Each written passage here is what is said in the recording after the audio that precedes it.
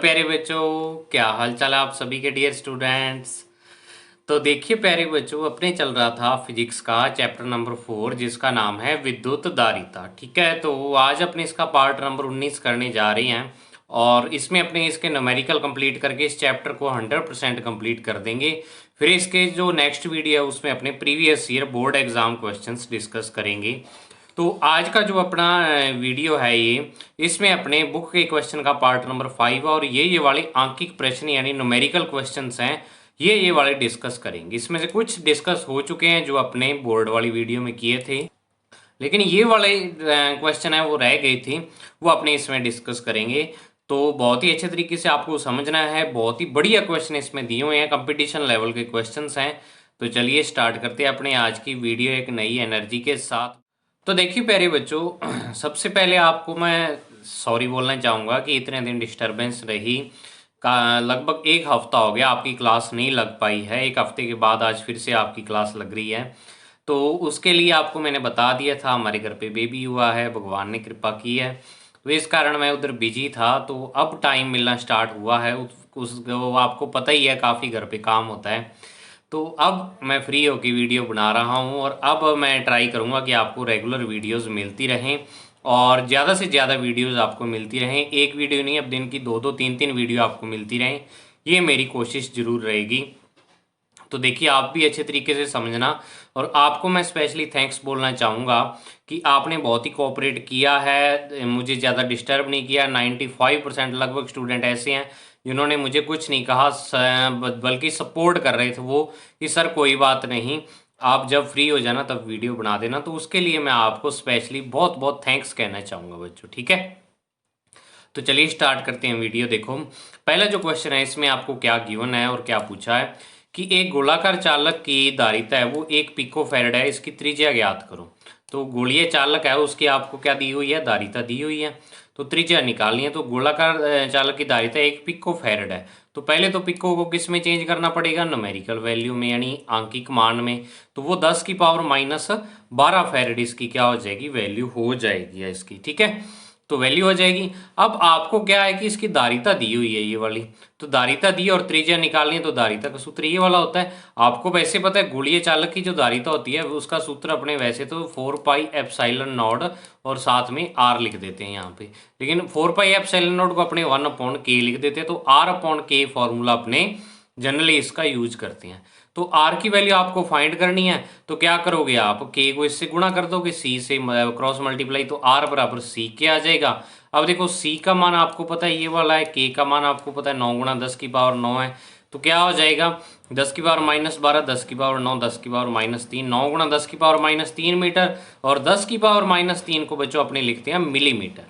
ठीक है ना, तो तभी इसका आंसर जो आ जाएगा 9 मिलीमीटर क्या आ जाएगा, आंसर आ जाएगा बच्चों। ठीक है, ये पहला क्वेश्चन था, बिल्कुल आसान था, कोई इसमें दिक्कत नहीं थी। अब बात आती है सेकंड क्वेश्चन की, तो सेकंड क्वेश्चन में भी बहुत ही आसान। सबसे पहले न्यूमेरिकल में आपको हमेशा मैं कहता हूँ पहले देखा करो गिवन क्या है, फिर देखा करो पूछा क्या है, फिर देखा करो जो गिवन है और जो पूछा है उसमें फॉर्मूला निकलता है या कोई नहीं। अगर डायरेक्ट नहीं निकलता तो कोई इनडायरेक्ट फॉर्मूला आपको निकालना पड़ेगा। ठीक है, तो इस तरीके से क्वेश्चन होते हैं। तो आपको क्या दिया है कि एक समांतर प्लेट संधारित्र की प्रत्येक प्लेट का क्षेत्रफल 100 सेंटीमीटर स्क्वायर है, 100 सेंटीमीटर स्क्वायर। अब देखो जब न्यूमेरिकल में ऐसी बात आ गई भी, अब देखो यहाँ पे 100 सेंटीमीटर स्क्वायर आ गया, तो यहाँ पे आपके दिमाग में तभी जाना चाहिए अभी ये वाली वैल्यू एसआई यूनिट में नहीं है, तो अपने को इसको एसआई में बदलना पड़ेगा, सेंटीमीटर स्क्वायर को मीटर स्क्वायर में बदलना पड़ेगा। और दोनों प्लेटों के मध्य विद्युत क्षेत्र की तीव्रता यानी ई का मान आपको 100 न्यूटन पर कुलाम यानी 100 न्यूटन पर कुलाम दिया है। तो प्रत्येक प्लेट पर आवेश पूछे, तो सबसे पहले तो आपका काम है जो जो चीज़ें दी है वो लिखो। ठीक है, जो चीज़ें दी है वो लिखो। तो देखो प्लेट का क्षेत्रफल 100 सेंटीमीटर स्क्वायर। अब आपको पता है 1 मीटर में 100 सेंटीमीटर होते हैं, तो सेंटीमीटर को जब मीटर में बदलेंगे तो 100 को अपने 10 की पावर 2 लिखते हैं, तो 1/100 लिखेंगे, वो 10 की पावर -2 मीटर हो जाएगा। तो अब सेंटीमीटर स्क्वायर है तो 2 बार 10 की पावर -2 से गुणा होगा यहाँ पे, तो 100 × 10 की पावर -4 मीटर स्क्वायर, तो ये बन जाएगा 10 की पावर -2 मीटर स्क्वायर। ठीक है, अब विद्युत क्षेत्र की तीव्रता आपको ई का मान 100 यानी 100 न्यूटन पर कुलाम आपको दिया हुआ है यहाँ पर, तो ये दिया हुआ है। अब आप देखो ई और ए के मान आपको दिए हुए हैं और पूछा क्या हुआ आपसे आवेश का मान आपसे पूछा हुआ है यहाँ पर, ठीक है ना, Q का मान आपसे पूछा हुआ है। तो अब देखो तीव्रता का जो फॉर्मूला होता है, समांतर प्लेट संधारित्र की प्लेटों के मध्य तीव्रता जो होती है वो सिग्मा बटा एप्सिलॉन नॉट होती है, और सिग्मा को अपने Q बटा E एप्सिलॉन नॉट लिखते हैं। अब आपने ऐसा फॉर्मूला ढूंढना था E का जिसमें A आता हो, तो E का फॉर्मूला अपने पास आ गया जिसमें A आता है। अब इसमें आवेश भी आता है, तो आवेश के मान तो आपको ढूंढना है और इन दोनों के मान आपको पता है। तो Q का मान यहाँ से देखो एप्सिलॉन नॉट E अपॉन क्या आ जाएगा, A आपके पास इसकी वैल्यू आ जाएगी। तो आप देखो एप्सिलॉन नॉट की वैल्यू जो क्या होती है आपके पास 8.85 इंटू 10 की पावर -12। अब E की वैल्यू 100 आपको दी हुई है और A की वैल्यू 10 की पावर -2 आपने ऊपर निकाली हुई है ये वाली। तो अब देखो क्या हो जाएगा, Q बराबर 8.85 इंटू 10 की पावर -12 कूलम क्या आ जाएगा, आवेश का मान आ जाएगा। ठीक है ना, ये वाला मान किसका आ जाएगा, आवेश का मान। तो ये भी आसान ही था। अब बात आती है तीसरे नंबर क्वेश्चन की। अब पहली चीज ये आपको यहाँ पे क्लियर कर दूं कि 99% तो चांस नहीं है ऐसा क्वेश्चन आने की, फिर भी 1% चांस है ऐसा क्वेश्चन आने के। तो ये क्वेश्चन उन बच्चों के लिए सबसे ज़्यादा इंपॉर्टेंट है जो फिजिक्स में 100/100 लाना चाहते हैं, क्योंकि आपको पता है अगर बुक में चीज़ दी हुई है तो वो अपने छोड़ नहीं सकते, क्योंकि बोर्ड बुक में से कुछ भी पूछ सकता है आपसे। आज तक रिकॉर्ड रहा है बुक से ही पूछता है, बुक से बाहर अगर पूछता है तो वो बुक से रिलेटेड जरूर होता है। ठीक है ना, तो आपको क्या करना है, इसमें क्वेश्चन को समझना है। मैं अपनी तरफ से पूरी यानी बढ़िया तरीके से इसको करवाने की ट्राई करूंगा इस क्वेश्चन को, लेकिन आप भी इसका कोऑपरेट करना, थोड़ा साथ देना। देखो क्या दिया हुआ है, सबसे पहले क्वेश्चन को ध्यान से पढ़ो आप। एक समांतर प्लेट संधारित्र को एक निश्चित विभवांतर पर रखा जाता है। भाई एक समांतर प्लेट संधारित्र है, उसका कुछ विभवांतर है। अब आपने क्या कर दिया, इस विभवांतर को समान रखते हुए प्लेटों के मध्य 3 मिलीमीटर मोटी स्लैब रखी जाती है। स्लैब मतलब परावैद्युत पट्टिका, ठीक है, स्लैब इंग्लिश में शब्द है इसका, स्लैब का मतलब होता है पट्टिका। 3 मिलीमीटर मोटी अपने पट्टिका रख देते हैं उसकी प्लेटों के मध्य। तो प्लेटों के मध्य दूरी 2.4 mm बढ़ानी पड़ती है। अब क्या था भी, स्टार्टिंग में जो संधारित्र था उसकी प्लेटों के बीच थोड़ी दूरी कम थी, लेकिन अपने इसकी दूरी को क्या कर दिया, 2.4 मिलीमीटर और बढ़ा दिया। अब इतनी दूरी बढ़ाने से इसकी क्या हो जाएगा, इसकी प्लेटों के मध्य एक पट्टिका ऐसे रखी जाएगी और उस पट्टिका की मोटाई आपको कितनी दी हुई है, 3 मिलीमीटर। मतलब संधारित्र की प्लेटों के मध्य पहले कुछ गैप था ही, गैप था तभी तो संधारित्र बनता है। कुछ गैप था लेकिन इतना नहीं था भी इतनी बड़ी जो मोटी है वो पट्टिका रखी जा सके। तो अपने प्लेटों को थोड़ी दूर दूर कर देते हैं और कितनी दूरी तक खिसका देते हैं, 2.4 मीटर। मतलब 1.2 मीटर 1.2 मिलीमीटर इसको खिसका देंगे और 1.2 मिलीमीटर इसको। ठीक है, तो अब खिसका दी, तो स्लैब का परावैद्युतांक ज्ञात करो। अब देखो डायरेक्टली इसका फॉर्मूला अपने को नहीं पता, यहाँ अपने को दिमाग लगाना पड़ेगा। डायरेक्टली अगर आप कहोगे ना भी सर इसको डायरेक्ट फॉर्मूले से कर लें, तो फॉर्मूले से ये वाला क्वेश्चन नहीं हो सकता। ठीक है ना, कई क्वेश्चन होते हैं कंसेप्ट बेस्ड होते हैं, तो ये वाला क्वेश्चन है ये कंसेप्ट बेस्ड है। अगर आपको आता है संधारित्र क्या होता है, क्या इफेक्ट पड़ता है, क्या कुछ करना है, तो तब ये क्वेश्चन हो पाएगा। तो कंपटीशन आप ऐसे मान लो भी ये जेईई एडवांस लेवल का क्वेश्चन है। ठीक है, अब देखो करना कैसे है इसको। सबसे पहले क्वेश्चन की लैंग्वेज पढ़ो। लैंग्वेज में एक बात छिपी हुई है कि सबसे पहले समांतर प्लेट संधारित्र का एक निश्चित विभवांतर है और यहाँ पे विभवांतर को समान रखते हुए, मतलब उसका आपको विभवांतर चेंज नहीं होने देना है। परावैद्युत पट्टिका रखो आप, लेकिन विभवांतर को चेंज नहीं करना आपको। ठीक है ना, विभवांतर उसका क्या रहेगा, उतना ही रहेगा। समझ आई इतनी बात। अब दूसरी चीज कि जब भी आप किसी समांतर प्लेट संधारित्र की प्लेटों के मध्य अगर परावैद्युत माध्यम ऐसे रख देते हो तो इससे क्या होता है कि इस आप मुझे ये बताओ कि अगर मान लो इस प्लेट पे -Q आवेश और इस पे +Q और इस पे -Q है, तो मुझे एक चीज बताओ आप कि जब अपने परावैद्युत माध्यम रखते हैं तो प्लेटों पर जो आवेश होता है उसका मान बदलता है या नहीं बदलता? नहीं बदलता, क्योंकि प्लेटों के मध्य विद्युत क्षेत्र का मान तो बदल जाता है लेकिन प्लेटों पर आवेश नहीं बदलता। विद्युत क्षेत्र का मान इसलिए बदल जाता है क्योंकि जो परावैद्युत पदार्थ है उसका खुद का विद्युत क्षेत्र बन जाता है, जो प्लेटों के मध्य विद्युत क्षेत्र में क्या करता है, कमी करता है। लेकिन प्लेटों पर जो आवेश है वो तो इतना ही बना रहता है। तो अब आप एक चीज देखो कि जब आप परावैद्युत माध्यम रख रहे हो तो उसका विभवांतर भी सेम रहा है और प्लेटों पर आवेश है उसका मान भी क्या रह रहा है, यहाँ पे समान रह रहा है। तो अगर मैं धारिता की बात करूं C बराबर Q बटा V, तो देखो Q का मान सेम रह रहा है, V का मान सेम रह रहा है, मतलब धारिता भी उसकी क्या रह रही है, सेम रह रही है। अब यहाँ पे कई बच्चे, सबसे ज़्यादा कंफ्यूज बच्चे इसी में होते हैं, और आप भी बच्चों हो रहे होगे कि सर परावैद्युत माध्यम रख दिया लेकिन फिर भी धारिता इसकी समान कैसे रह रही है। ठीक है, बात तो सोचने वाली है भी। परावैद्युत माध्यम रखने पर धारिता का मान उतने गुना बढ़ जाता है, परावैद्युत माध्यम जितने का रखते हैं। अगर अपने यहाँ पे 5 परावैद्युतांक 5 हुआ तो 5 गुना बढ़ जाएगा, 10 हुआ तो 10 गुना बढ़ जाएगा। ठीक है, तो जितना परावैद्युतांक का पदार्थ रखोगे धारिता का मान उतने गुना बढ़ जाता है। लेकिन यहाँ पे क्या है, धारिता का मान समान रह रहा है। अब ऐसा कैसे पॉसिबल हुआ, एक चीज आप ये देखो कि समांतर प्लेट संधारित्र की धारिता होती है epsilon not A upon D. ठीक है, अब जब आपने परावैद्युत रख दिया तो यहाँ एप्सिलॉन नॉट के साथ एप्सिलॉन आर भी आ जाता है, ये फॉर्मूला आ जाता है धारिता का, मतलब ऊपर एप्सिलॉन आर अब एक्स्ट्रा आ जाता है। लेकिन अपने एक चीज यहाँ पे ये कर रहे हैं कि जो प्लेटों के मध्य दूरी है उसको भी बढ़ा रहे हैं, मतलब नीचे वाली वैल्यू भी बढ़ा रहे हैं। अगर ऊपर वैल्यू बढ़ रही है परावैद्युत माध्यम रखने से, तो नीचे इस डी की वैल्यू को भी आप क्या कर रहे हो, बढ़ा रहे हो, प्लेटों के बीच की दूरी को बढ़ा रहे हो। अगर प्लेटों के बीच की दूरी उतनी ही रहे फिर आपका जो संधारित्र की धारिता वो उतने गुना बढ़ जाएगी। लेकिन प्लेटों के बीच की दूरी बदलने से धारिता का मान दोबारा से चेंज हो जाता है। तो यहाँ पे बच्चों क्वेश्चन आपके जो क्वेश्चन है आपके मन में आ रहा था उसका आंसर यही है कि प्लेटों के मध्य परावैद्युत पदार्थ रखने पर भी धारिता का मान समान इसलिए रह रहा है क्योंकि प्लेटों के बीच की दूरी को बदल रहे हैं। ठीक है, बदल रहे हैं, इसी कारण ऐसा हो रहा है। तो मुझे उम्मीद है आपको समझ आ गया होगा। अब देखो यहाँ पर मैंने यहाँ पे लिखा है थ्योरी में, आपको समझ आ जाएगा थ्योरी से। देखो क्या कि गिवन क्या आपको समांतर प्लेट संधारित्र और इसकी प्लेटों के मध्य 3 mm मोटी क्या है, परावैद्युत माध्यम की पट्टिकार रखी हुई है। तो परावैद्युत माध्यम रखने पर प्लेटों पर उपस्थित आवेश का मान क्या रहता है, समान रहता है, और प्रश्नानुसार विभवांतर का मान भी क्या रहता है, समान रहता है। तो C बराबर Q अपॉन V से दोनों स्थितियों में धारिता का मान भी क्या रहेगा, समान होगा। अतः प्रथम स्थिति में धारिता बराबर द्वितीय स्थिति में धारिता। अब देखो आपने क्या कर दिया, एक ये डायग्राम समझ लो।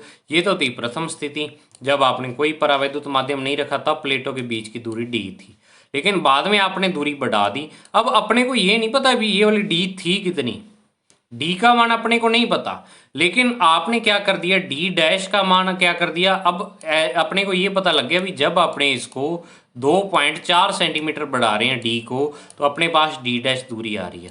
मतलब आप ये कह सकते हो कि डी डैश और डी में जो अंतर है वो कितना है, 2.4 सेंटीमीटर का है। क्योंकि अगर मान लो पहले 10 सेंटीमीटर थी इसकी प्लेटों के बीच दूरी, अब 2.4 बढ़ा दी तो अब कितनी होगी, 12.4 होगी। मतलब इन दोनों के बीच की दूरी का अंतर कितना है, 2.4 सेंटीमीटर का अंतर है। दूरियां नहीं पता अपने को कितनी है ये। ठीक है, तो अपने प्रश्नानुसार चलते हैं, धारिता का सूत्र लिखते हैं। अब आपने टी मोटाई की पट्टिका रख दी, तो टी मोटाई की पट्टिका रखने पर देखो दोनों स्थितियों में धारिता समान है, इन दोनों में तो समान है, तो दोनों के सूत्रों को क्या कर देंगे, समान कर देंगे। तो epsilon not A upon D is equal to epsilon not A upon D dash minus T. ये सबसे मेन चीज यहाँ पे ध्यान रखना, डी नहीं रह रही दूरी, क्योंकि दूरी आप 2.4 सेंटीमीटर बढ़ा रहे हो तो उससे डी डैश हो रही है, और बीच में जो मोटाई है इसकी वो टी है, D dash minus T plus T upon epsilon R. ये वाला फॉर्मूला आपने पढ़ा हुआ है। अब यहाँ से ऊपर देखो एप्सिलॉन नॉट ई ए से एप्सिलॉन नॉट ए कैंसिल, तो डी बराबर नीचे वाले दोनों क्या हो जाएंगे, मान बराबर हो जाएंगे। डी बराबर D dash minus T plus T upon epsilon R. तो डी डैश में से अपने क्या कर देते हैं, इस डी को तो इधर ले जाओ, आप कैलकुलेशन देख लो बच्चों, इस डी को तो यहाँ पे ले जाओ इसकी जगह पर, और इन दोनों को उठा के क्या करो, इस साइड ले आओ।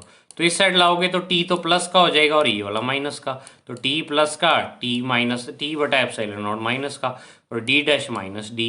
तो अब यहाँ से देखो, यहाँ से टी कॉमन लो, तो टी कॉमन लिया तो आपके पास आया ये वाली वैल्यू, टी कॉमन आ गया और अंदर रह गया 1 माइनस 1 बटा एप्सिलॉन आर। तो डी डैश माइनस डी बराबर टी 1 माइनस 1 बटा एप्सिलॉन आर, ये आ गया। अब देखो आपको चीज यहाँ पे जो जो चीज दी हुई है वो देखो क्या चीज दी हुई है यहाँ पर, कि डी डैश माइनस डी का मान 2.4 सेंटीमीटर, क्योंकि आप देखो पट्टियों के बीच जो प्लेटों के बीच की दूरी 2.4 सेंटीमीटर बढ़ा रहे हो। तो मतलब जो पहले दूरी थी और दूसरी दूरी है उन दोनों के बीच का अंतर कितना है, 2.4 है, तभी लिखा। और ये सेंटीमीटर है तो इसको मीटर में बदलने के लिए 100 से भाग मतलब 10⁻⁻2 से गुणा। और टी का मान आपको दिया हुआ है 3 सेंटीमीटर, यानी पट्टी की मोटाई है, पट्टिका की मोटाई टी, तो टी का मान 3 × 10⁻2 मीटर आपके पास आ जाएगा।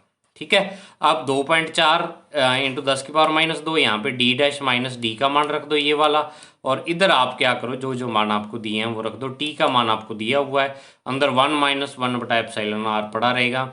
यहाँ 10⁻2 से 10⁻2 कैंसिल, 3 को इधर क्या करो 2.4 के बटा में ले आओ और इसको कैंसिल करो तो 0.8 आएगा। अब 0.8 को इसकी जगह पे ले जाओ और इसको क्या करो 0.8 वाली जगह पे ले आओ। तो आप क्या करोगे, देखो 1/1/1/ε r इज इक्वल टू 1 - 0.8 आ जाएगा। तो 0.2 आ गया आपके पास।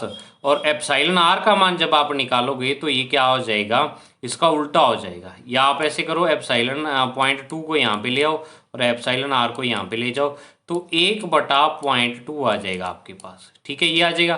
पॉइंट हटाओगे ऊपर आ गया 10, तो नीचे से ऊपर वाला कैंसिल आउट करोगे तो क्या आ जाएगा 5 आपके पास आंसर आ जाएगा। तो देखो बच्चों, था ना बढ़िया क्वेश्चन।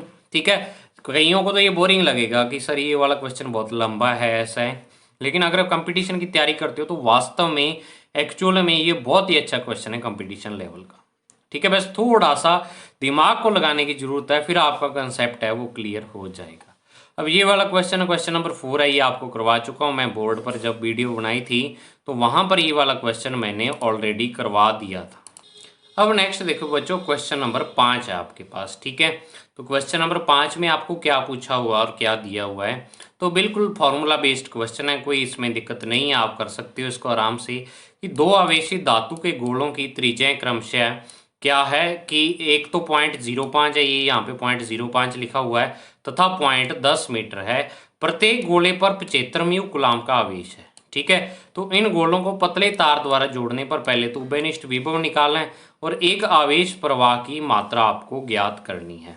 ठीक है, आवेश प्रवाह की मात्रा क्या है, उभयनिष्ठ विभव तो चलो आप समझते हो, लेकिन आवेश प्रवाह की मात्रा का यहाँ पर मतलब है कि कितना आवेश प्रवाहित हुआ, मतलब एक गोले से दूसरे गोले में कितना आवेश गया वो आपको निकालना है। प्रारंभिक स्थिति में दोनों गोलों पर जो आवेश है वो आपके पास कितना है, 75 म्यू कूलाम का आवेश है आपके पास। ठीक है बच्चों, तो अब देखो जो जो चीजें गिवन है वो लिख लो आप। तो अब आपको सबसे पहले रणनीति बनानी पड़ेगी खुद को कि अपने को क्या क्या चीजें चाहिए। ठीक है, उभयनिष्ठ विभव के लिए C1V1 + C2V2 बटा C1 + C2, यानी दोनों गोलों की धारिता चाहिए, धारिता चाहिए। और धारिता के लिए आपको क्या दिया हुआ है यहाँ पर, ये 0.05 और 0.10 त्रिज्याएं दी हुई है। तो गोलीय चालक की धारिता आपको सबसे पहले निकालनी पड़ेगी, मतलब दोनों गोलों के लिए धारिता का मान C1 और C2 का मान आपको क्या करना पड़ेगा, निकालना पड़ेगा। ठीक है, फिर आवेश की मात्रा आप निकाल सकते हो, जब उभयनिष्ठ विभव आ जाएगा तो Q = CV से आप क्या कर सकते हो, आवेश की मात्रा निकाल सकते हो।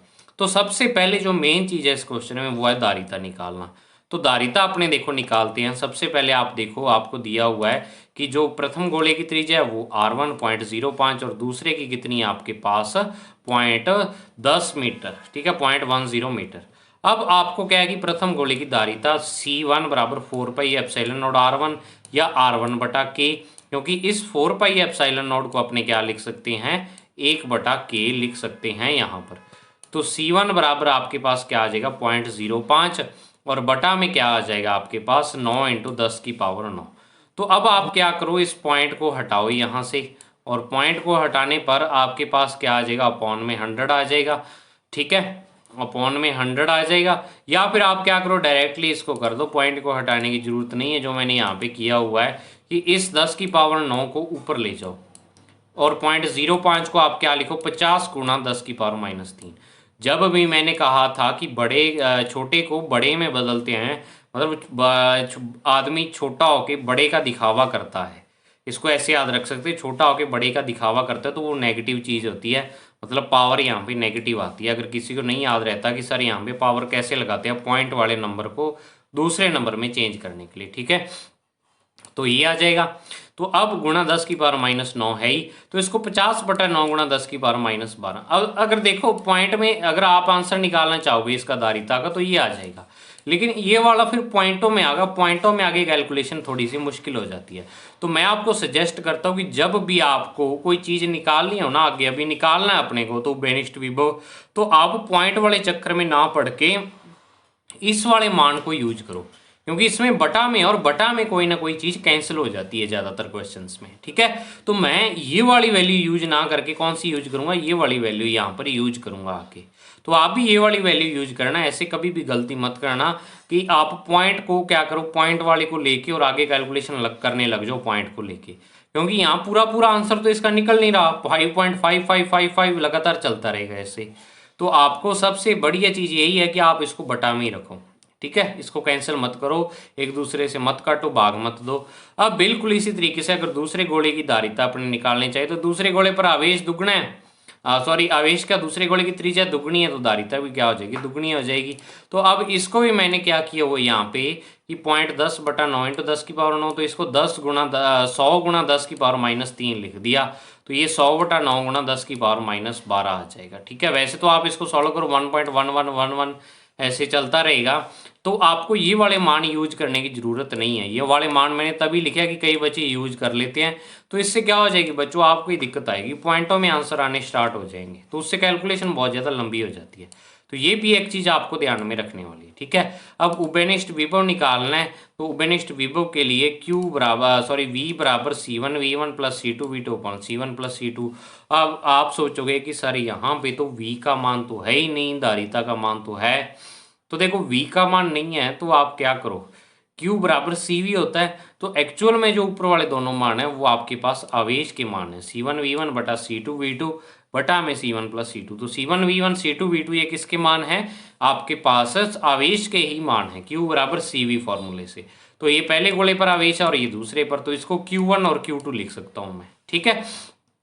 अब पहले गोले पर भी 75 म्यू कूलाम का और दूसरे पर भी 75 का है, और नीचे C1 प्लस C2, तो C1 का मान ये और C2 का मान ये। तो अब इसमें से आप 50/9 गुणा 10 की पावर -12 कॉमन लो, तो अंदर देखो इस पूरे को बाहर ले लिया आपने, पूरे को बाहर लिख लिया, तो यहाँ 1 बचा, और इसमें से जब आपने निकाला तो देखो 50 तो चला गया, लेकिन इस 100 में क्या रह गया, 2 शेष रह गए यहाँ पे, ठीक है, 2 शेष रह गया, तो ये 1 + 2 रह गया अंदर, तो ये क्या बच जाएगा यहाँ पे 3, और 3 को जब आप 9 से कैंसिल करोगे तो ये 3 आ जाएगा। और इसको आप क्या करो, अब देखो 50 को 150 से कैंसिल करो, 3 आ गया आपके पास, ठीक है। और ये वाला 3 नीचे वाला ऊपर जाके क्या आ जाएगा, इस 3 के साथ गुणा, तो ये 9 म्यू बन जाएगा, यहाँ पे म्यू पड़ा ही है ऊपर एक, तो 9 म्यू बटा 10 की पावर -12, तो 10 की पावर -12 को ऊपर लेके जाओ तो ये 9 गुणा 10 की पावर 6 वोल्ट क्या आ जाएगा, इसका उभयनिष्ठ विभव आ जाएगा, ठीक है, ये आ गया।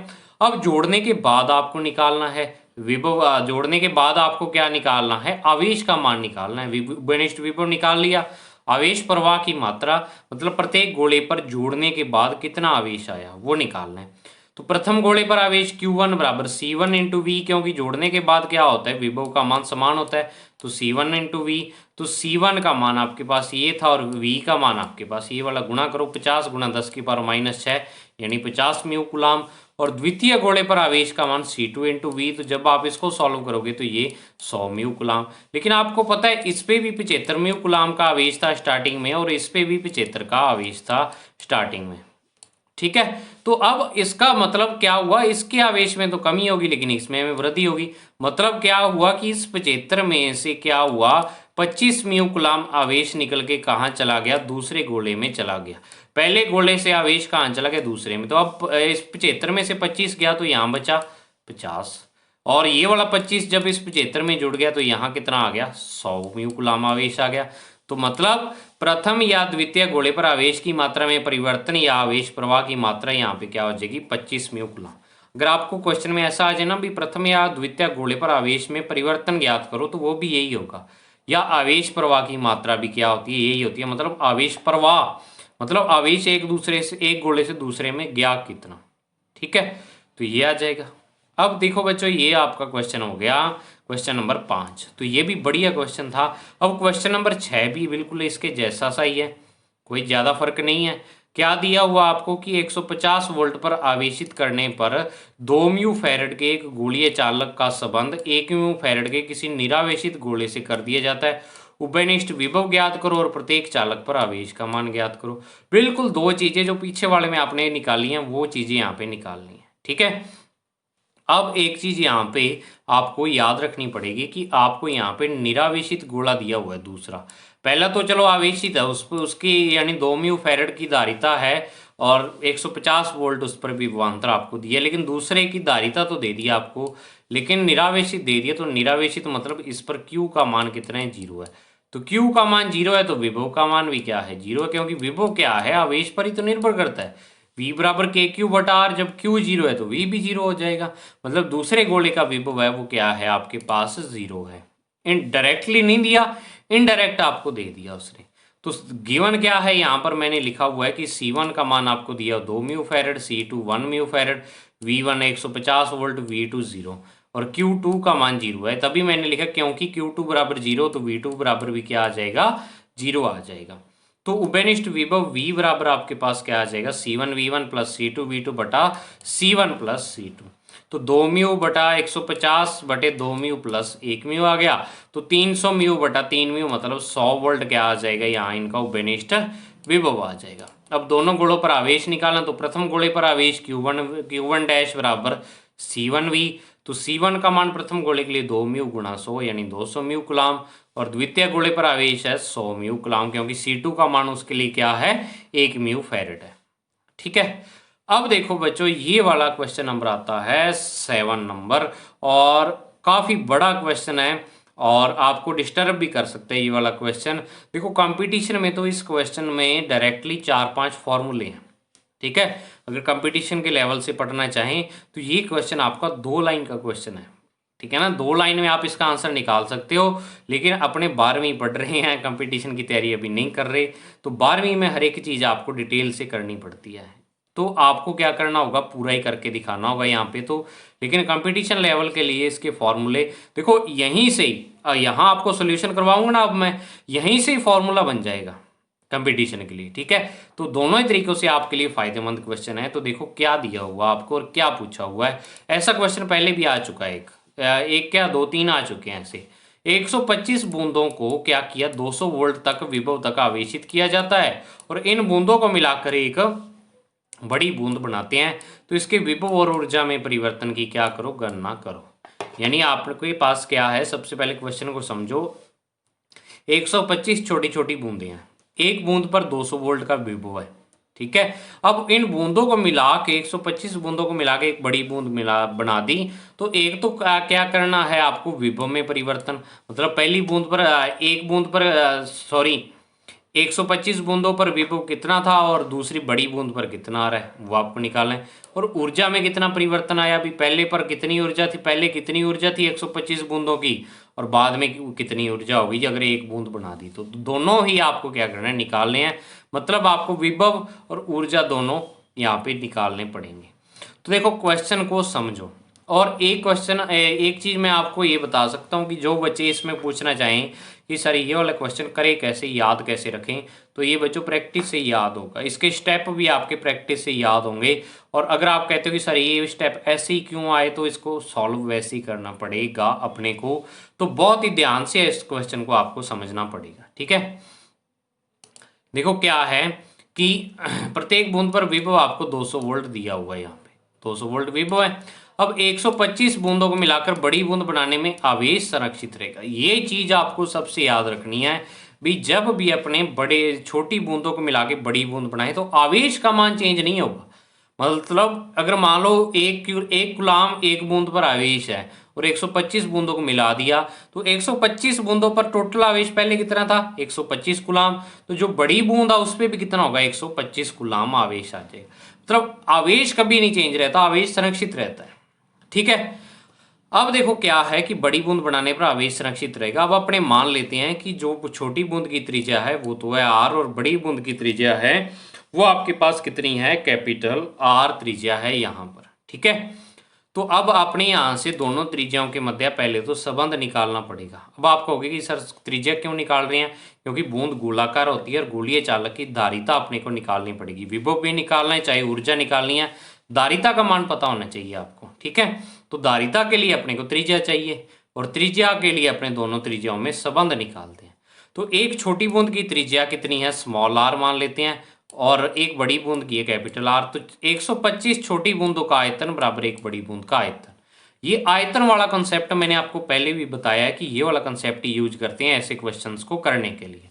तो 125 गुणा 4/3 पाई आर क्यूब बराबर 4/3 पाई आर क्यूब, यानी 125 आर क्यूब बटे में कैपिटल आर क्यूब आपके पास क्या आ जाएगा, इसका ये वैल्यू आ जाएगी। दोनों तरफ घनमूल लो तो कैपिटल आर बराबर स्मॉल 5 आर, ये इसका क्या आ जाएगा, दोनों में रिलेशन आ जाएगा। तो दोनों जो त्रिज्या हैं उनमें संबंध आ गया, आपके पास संबंध आ गया। तो अब देखो छोटी बूंद की धारिता सी एस बराबर 4 pi epsilon nought small R, और बड़ी बूंद की धारिता है वो सी बी बराबर 4 pi epsilon not are capital R, क्योंकि दोनों बूंदे गोलाकार हैं। तो गोलाकार के लिए अपने धारिता का सूत्र ये वाले काम में लेते हैं। अब नेक्स्ट देखो क्या है कि प्रत्येक छोटी बूंद पर आवेश का मान निकालते हैं। धारिता का मान आ गया आपके पास, तो अब आवेश निकालते हैं और उसी आवेश से क्या आ जाएगा, विभव आ जाएगा। अब नेक्स्ट देखो प्रत्येक छोटी बूंद पर आवेश क्यू एस, एस मतलब स्मॉल और बी मतलब बिग, तो सी एस वी एस। तो क्यू एस बराबर आपके पास 4 pi epsilon not R V S, और बड़ी बूंद पर आवेश आपके पास C B V B, C B मतलब बिग, वी बी मतलब बिग, तो क्यू बी बराबर 4 pi epsilon not capital R आ जाएगा यहाँ पे, क्योंकि बड़ी बूंद के लिए कैपिटल आर, छोटी के लिए स्मॉल आर। अब देखो समीकरण 3 2 व 3 से अगर अपने बात करना चाहें तो आवेश का मान समान रहेगा, यानी 125 छोटी बूंदों पर आवेश है वो एक बड़ी बूंद पर आवेश की क्या आ जाएगा, समान आ जाएगा। तो 125 गुणा क्यू एस बराबर क्यू बी आ जाएगा, यानी क्यू एस छोटी बूंद पर आवेश है, तो 125 गुणा क्यू का मान आपको पता है और क्यू बी का मान भी पता है, क्यू एस और क्यू बी के मान रख दो। तो 125 स्मॉल आर वी एस और आर वी बी, तो वी बी बटा वी एस आपके पास आ गया 125 स्मॉल आर बटा कैपिटल आर, ये आ जाएगा। कैसे आएगा, देखो वी एस इसके बटा में आ जाएगा वी बी के, और ये वाला आर क्या चला जाएगा, इसके बटा में आ जाएगा, तो तभी वी बी बटा वी एस बराबर 125 स्मॉल आर बटा कैपिटल आर। तो अब आपको पता समीकरण 3 से जो कैपिटल आर है वो स्मॉल 5 इंटू स्मॉल आर के बराबर है, तो वी बी बटा वी एस यहाँ पे क्या आ जाएगा, इस कैपिटल आर की जगह पे आप क्या करो, ये वाला रख दो, क्योंकि ऊपर भी स्मॉल आर के रूप में है, तो स्मॉल आर से स्मॉल आर कैंसिल, तो और 5 से 125, तो ये आ गया 25 वी एस, यानी बड़ी बूंद पर जो विभव का मान है वो एक छोटी बूंद का क्या हो जाएगा, 25 गुना हो जाएगा। देखो बूंदे तो आपने मिलाई 125, ठीक है, बूंदे आपने 125 मिलाई और विभव का मान क्या हो रहा है यहाँ पे 25 गुना आ रहा है। अब अगर मान लो, अगर मैं आपको यहाँ पे ये बोल दूं कि आपके पास 64 बूंदे हैं, कितनी हैं, 64 बूंदे हैं, तो विभव का मान कितना हो जाएगा, कितने गुना हो जाएगा। तो अब आप दिमाग लगाओगे कि सर ये कैसे होगा। आप यहाँ पे ये चीज देखो कि 125 का जो वर्ग घनमूल आ रहा है वो 5 आता है, और ये वाला क्या बन रहा है, 5 का स्क्वायर बन रहा है। तो बिल्कुल इसी तरीके से 125 64 का जो घनमूल है वो 4 आएगा, 4 चौका 16 चौका 64, और 64 का स्क्वायर यहाँ पे क्या आ जाएगा, 16 आ जाएगा, ठीक है ना। तो मतलब अब क्या आ जाएगा, अगर मान लो आपको 64 बूंदे दिए हैं तो 16 वीएस आ जाएगा। अब आपको अगर मैं यहाँ पे कह दूं भी यहाँ पर आपके पास 343 है, तो 343 है, तो अब विभव कितना होगा, मान लो 343 बूंदों को मिला के आपने बड़ी बूंद बना दी, तो 343 किसका है, 343 का क्यूब कितना होता है, 7 होता है, और 7 की क्या करनी है आपको, स्क्वायर। तो अब विभव आपको होगा कि सर ये 49 गुना हो जाएगा, ठीक है ना। तो इस तरीके से मतलब एन स्क्वायर, आप क्या करना है, आपको एन का मान निकालना है। सबसे पहले तो जो बूंदों का है, बूंदों की संख्या है उससे एन का मान निकालना, उसका क्यूब रूट लेके और एन स्क्वायर कर देना उसे, बस, ठीक है। ये आपके पास क्या आ जाएगा, आंसर आ जाएगा। तो वी बी बराबर 25 इंटू वी एस, और एक छोटी बूंद पर विभव का मान है 200 वोल्ट, तो वी एस का मान रख दो, तो जो बड़ी बूंद है उस पर विभव आ जाएगा 5000 वोल्ट, ये आ जाएगा विभव का मान, ठीक है। अब नेक्स्ट देखो बच्चों, यहाँ पे क्या है कि ऊर्जा में परिवर्तन आपको निकालना है, तो ऊर्जा लिख दो, 125 छोटी बूंदों की लिखो और एक बड़ी बूंद की लिखो। तो 125 छोटी बूंदों की ऊर्जा 125 गुना half C S V S square, half C V square ऊर्जा होती है, तो सी एस का मान यहाँ पे लिख दो आप, वी एस पढ़ा रहने दो। अब एक बड़ी बूंद की ऊर्जा कितनी है, आप C B V B square आ जाएगा, और सी बी का मान जब आप रखोगे तो वो 4 पाई एप्सिलॉन नॉट आर आ जाएगा। अब आप दोनों समीकरण 4 और 5 को क्या कर दो, बटे में कर दो, भाग दे दो दोनों को। तो भाग देने पर देखो क्या आ जाएगा, यहाँ पर 1/2 से 1/2 कैंसिल, 4 पाई एप्सिलॉन से 4 पाई एप्सिलॉन कैंसिल। अब देखो यू बी बटा यू एस आपके पास 5000 का स्क्वायर बटा 125 गुणा 200 का स्क्वायर और कैपिटल आर बटा स्मॉल आर। तो कैपिटल आर का मान आपको पता है यहाँ पे क्या आ जाएगा, 5R आ जाएगा। इसको 5R लिख लेना, यहाँ पे मिस प्रिंट हो गया तो आप इसको लिख लेना स्मॉल आर से, ये वाला स्मॉल आर कैंसिल। और देखो इसको कैंसिल आउट कैसे करोगे, 2 जीरो 2 जीरो 4 जीरो हो गई, तो 3 और 1 4 जीरो, ठीक है। अब 125 को इस 500 से काट दो तो 4 आ जाएगा, 4 को इन 2 और 2 से कैंसिल आउट कर दो, जो 2 2 नीचे पड़े हैं। तो ऊपर क्या बच जाएगा, 1 5 तो ये रहा और 1 5 ये पड़ा है, तो 5 5 25। ये आप लिख लेना, यहाँ पे मैंने शायद मिस प्रिंट हो गया या लिखना भूल गया मैं यहाँ पे। तो यू बी बटा यू एस बराबर 25, यानी यू बी बराबर 25 यू एस। अब आपको स्मॉल बूंद की जो ऊर्जा है वो नहीं पता, तो इसको यहाँ पर पड़ा रहने दो, बस टेंशन लेने की जरूरत ही नहीं है, पड़ा रहने दो इसको। अब बात आती है देखो बच्चों क्वेश्चन नंबर 12 की। देखो ये क्वेश्चन कितना बड़ा था, तो आपको ऐसे क्वेश्चंस प्रैक्टिस से याद होंगे, वैसे नहीं याद हो सकते, ठीक है ना।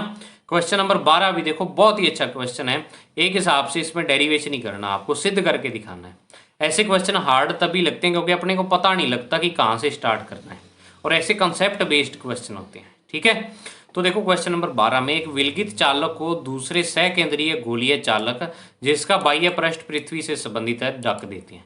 ये एक गोलीय चालक आपके पास, ठीक है। अब इसको क्या कर दिया, एक दूसरे गोलीय चालक से ढक दिया जो इसका सकेंद्रीय ही है, और इस जो गोलीय चालक का बाह्य भाग है वो पृथ्वी से कनेक्टेड है, ये कहता है। और इन दोनों गोलीय चालकों की त्रिज्याओं का अनुपात, यानी अगर मान लो इसकी त्रिज्या में लिखता हूं यहाँ पे R1 और इसकी त्रिज्या लिखता हूं बाहर वाले की R2, तो त्रिज्याओं का अनुपात दिया हुआ है। तो आप क्या करोगे, सिद्ध कीजिए कि इस समायोजन से गोलीय चालक की धारिता n गुना बढ़ जाती है। अब आपको सिद्ध देखो क्या करना है कि पहले आपके पास ओनली एक गोलीय चालक था जब आपने इसको नहीं ढका था, इसकी धारिता अगर मान लो आप C मानते हो।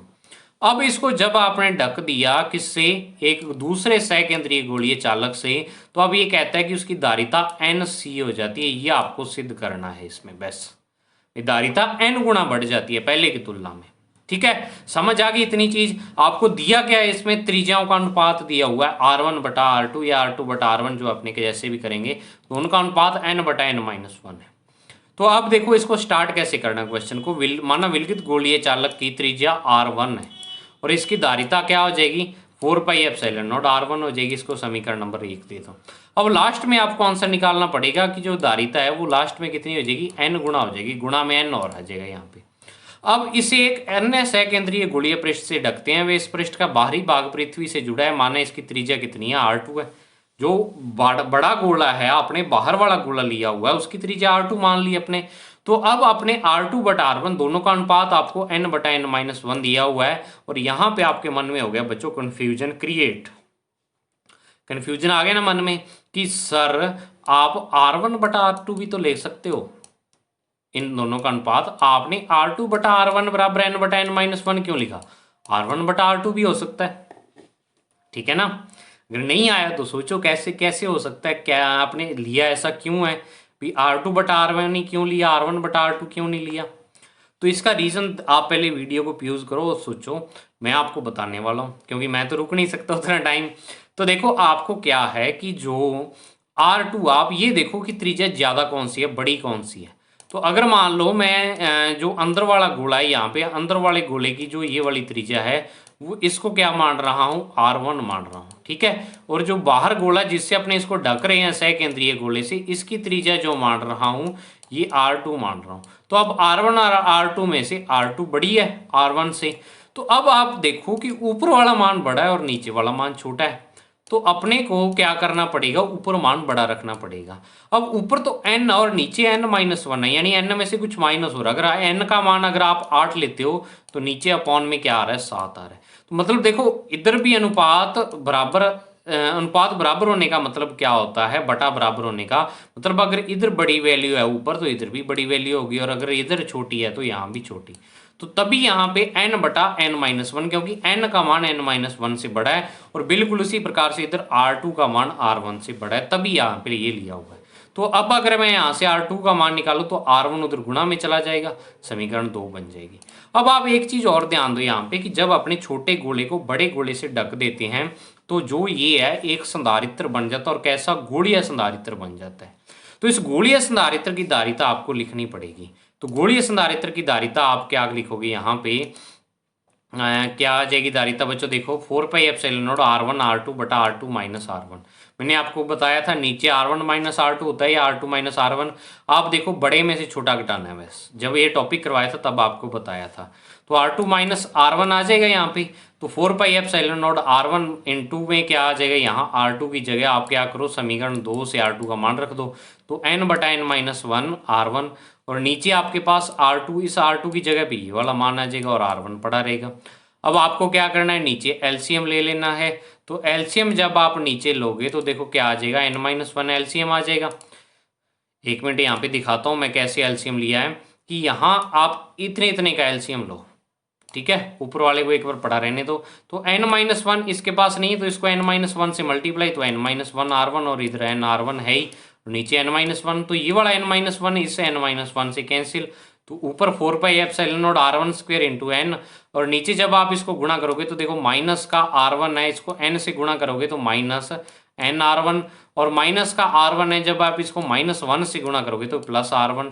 तो माइनस n R1 से n R1 कैंसिल और इस R1 से ये वाला क्या हो जाएगा, इसकी स्क्वेयर कैंसिल हो जाएगी। ये देखो यहाँ पे, तो ये आ जाएगा n इंटू 4πε0 R1। मतलब धारिता क्या हो जाएगी आपके पास समीकरण 1 से C डैश बराबर NC। धारिता क्या होगी, n गुणा होगी यहाँ पर, ठीक है ना। तो ये आपके पास क्या आ जाएगा बच्चों, आंसर आ जाएगा। तो ये था।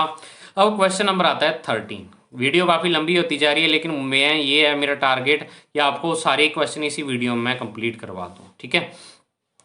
ये बिल्कुल आसान ही है, आपको कोई फॉर्मूला बेस्ड क्वेश्चन है, इसमें कोई भी कंसेप्ट नहीं लग रहा है। देखो क्या दिया हुआ आपको, ये एक समांतर प्लेट संधारित्र द्वारा संचित ऊर्जा घनत्व कितना है, 4.4 × 10⁻−10 जूल पर मीटर क्यूब है। प्लेटों के मध्य विद्युत क्षेत्र की तीव्रता आपको निकालनी है। ऊर्जा घनत्व दिया है, तीव्रता निकालनी है। ऊर्जा घनत्व का सूत्र लिखो और यहाँ से तीव्रता का सूत्र निकाल लो आप। तो तीव्रता क्या होती है, E² होती है। तो देखो UV से ये 2 क्या हो जाएगा, गुणा में चला जाएगा और ये वाला ε0 बटा में आ जाएगा। तो वही चीज़ है कि 2E² बराबर, पहले आप क्या करो, UV का मान लिख दो यहाँ पे 4.43 10⁻−10। अब इस 2 को गुणा कर दो और ε0 को नीचे ले आओ। तो 2 से गुणा किया, ε0 को नीचे ले आए, तो आपके पास देखो क्या बचा बच्चों, यहाँ पर 8.86 गुणा 10⁻−10, क्योंकि इसको गुणा करोगे और नीचे 8.86 इंटू 10⁻12, तो 10 की पावर क्या रह जाएगा आपके पास, 2 रह जाएगा और 10 की पावर 2 को 100 लिख सकते हैं। तो ये E² का मान है और E का मान अगर आप निकालना चाहो तो ये क्या आ जाएगा, इसका अंडर ले लो, 10 न्यूटन पर कूलाम क्या आ जाएगा, आंसर आ जाएगा। तो बिल्कुल फॉर्मूला बेस्ड क्वेश्चन था, इसमें तो टाइम लगना नहीं चाहिए। अब बात आती है बच्चों इस वाले क्वेश्चन की, और इस वाले क्वेश्चन में बहुत ही ज़्यादा कन्फ्यूजन रहता है बच्चों को। तो इसका सीधा सा मैं आपको यहाँ पे बताता हूँ। देखो इसका कंसेप्ट अलग है, करने का तरीका अलग है, इस क्वेश्चन को करने का, सोचने समझने का, सब कुछ का तरीका अलग है इसमें, ठीक है। ऐसा टॉपिक आपके बुक में नहीं दिया हुआ वैसे, यानी थ्योरी में नहीं दिया हुआ, लेकिन क्वेश्चन दे दिया। अब देखो कैसे करना है इसको, कि चित्र 1 और 2 में प्रदर्शित निकाय की धारिता कितनी होगी यदि प्रत्येक प्लेट का क्षेत्रफल A और 2 निकटवर्ती प्लेटों के मध्य दूरी D है। तो आपको क्या करना है, धारिता इसकी धारिता निकालनी है। भैया आपको प्लेटें दे दी, ये वाली प्लेट है, एक ये वाली, एक ये वाली और एक ये वाली, 4 प्लेटें ऊपर हैं और 4 ही दूसरे डायग्राम में, ये सारी क्या है, प्लेटें हैं यहाँ पे। अब इनको क्या कर दिया भी, अपने क्या कर दिया, प्लेटों को किसी हिसाब से बैटरी से जोड़ दिया।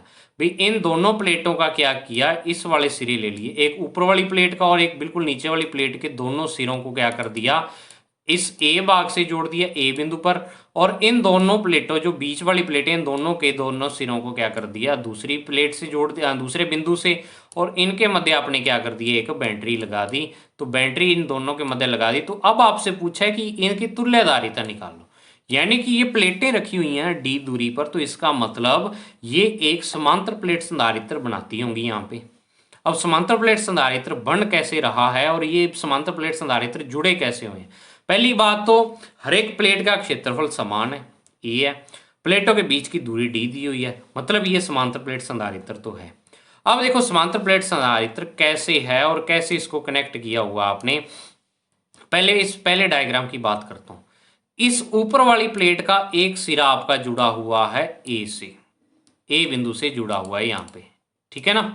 एक मिनट दोबारा दिखा देता हूं मैं आपको डायग्राम से। ये देखो, इस ऊपर वाली जो ये वाली प्लेट है, इसका एक सिरा आपने ए से जोड़ दिया और इसके बिल्कुल समांतर एक प्लेट रख दी और उसका दूसरा सिरा आपने किससे जोड़ दिया, बी से जोड़ दिया। अब आप कल्पना करो कि आपके पास एक संधारित्र है ऐसे, इसका आपने एक सिरा क्या कर दिया, मान लो यहाँ पे ए बिंदु है, इसके साथ जोड़ दिया और दूसरी प्लेट को क्या कर दिया आपने, एक दूसरा है बी बिंदु यहाँ पर, उसके साथ जोड़ दिया। तो ये बिल्कुल वैसे बन रहे हैं ना। बीच की दूरी कितनी है, ये वाली डी है इसके बीच, ठीक है। तो ये बिल्कुल वैसी स्थिति बन रही है। अभी ये संधारित्र आपका देखने का नजरिया अलग हो गया, लेकिन अब आपने क्या कर दिया, एक प्लेट को तो बी बिंदु से जोड़ दिया और एक प्लेट को आपने ए बिंदु से इससे कनेक्ट कर दिया।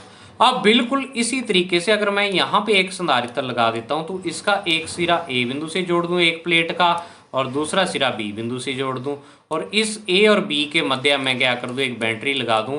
तो अब आपसे अगर मैं ये पूछूं कि ये दोनों किस क्रम में है, तो आप कहोगे कि सर समांतर क्रम में है।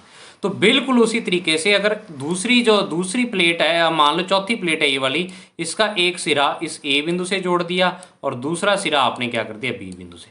मतलब ये वाला सिस्टम है जो ऊपर वाला, ये दो प्लेटें मिला के एक संधारित्र बना रही हैं और नीचे वाली ये दो प्लेटें मिला के एक संधारित्र बना रही हैं। मतलब यहाँ पे दो संधारित्र बन रहे हैं और दोनों ए और बी से जिस प्रकार से जुड़े हुए हैं उसको अपने क्या कह सकते हैं कि ये एक समांतर प्लेट संधारित्र है। समांतर प्लेट संधारित्र का समांतर प्लेट संधारित्र का समांतर क्रम संयोजन यहाँ पे काम में लिया हुआ है आपने, ठीक है। लिया हुआ है तो वही चीज, समझने वाली चीज यही थी इतनी। आंसर आपको आ गया है। अब देखो कैसे कि चित्र एक से प्लेटों से चित्रानुसार दो समांतर प्लेट संधारित्रों का निर्माण हो रहा है। तो ए और बी के मध्य ये दो संधारित्र समांतर क्रम में संयोजित है, तुल्य धारिता C बराबर C1 प्लस C2 डायरेक्ट जोड़ दोगे और आपको पता है प्रत्येक प्लेट का क्षेत्रफल कितना है, ए है, और प्रत्येक प्लेट के बीच की दूरी कितनी है, दोनों प्लेटों की डी है। तो epsilon not A upon D, epsilon not A upon D, 2 epsilon not A upon D आपके पास क्या आ गया, आंसर आ गया इसका। ये आगे बच्चों। अब बात आती है दूसरे चित्र से। अगर आप मैं दूसरे डायग्राम की बात करूं, समझने की बात है और कुछ भी नहीं है। देखो इसमें क्या है, इसमें यहाँ पे प्लेटें 4 ही हैं लेकिन संधारित्र 3 बनेंगे। अब यहाँ पर अब आप कहोगे कि सर 3 कैसे बनेंगे, 4 प्लेटों से संधारित्र 3 कैसे बन जाएंगे यहाँ पर, ठीक है। तो उसको समझो कैसे बनेंगे। अब देखो बच्चों 3 कैसे बने संधारित्र, वो देखो कि अगर मैं पहले संधारित्र की बात करूं तो पहले संधारित्र में क्या है कि ये वाली प्लेट ए बिंदु से जुड़ी हुई है और ये वाली प्लेट क्या है, बी बिंदु से जुड़ी हुई है, ठीक है, जुड़ी हुई है ना। तो एक संधारित्र का निर्माण ये वाली दो प्लेटें कर रही हैं। अब बिल्कुल अगर इससे जस्ट नीचे वाली प्लेट देखूं तो ये ए बिंदु से जुड़ी हुई है और ये वाली प्लेट तो सीधी बी से जुड़ी हुई है। मतलब अब ये वाली प्लेट है जो ये 2 नंबर प्लेट आ रही है अपने पास, ये कॉमन आ रही है।